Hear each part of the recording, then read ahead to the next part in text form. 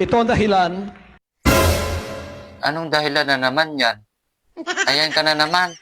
Nag-uumpisa ka na naman. Ano yan? Kung bakit may kaharian ng Diyos sa lupa. Oh? Asan banda dito sa lupa?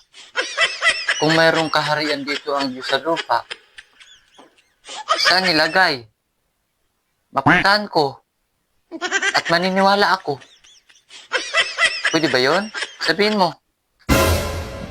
Sapagkat kung walang kaharian ng Diyos sa lupa, dire-diretso tayo sa kaharian ng Diyos sa langit.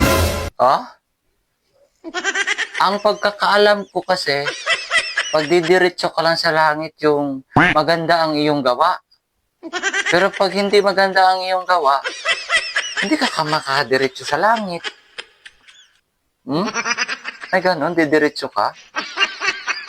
Madadaan pa ata sa proseso yan eh. Etong mangyayari.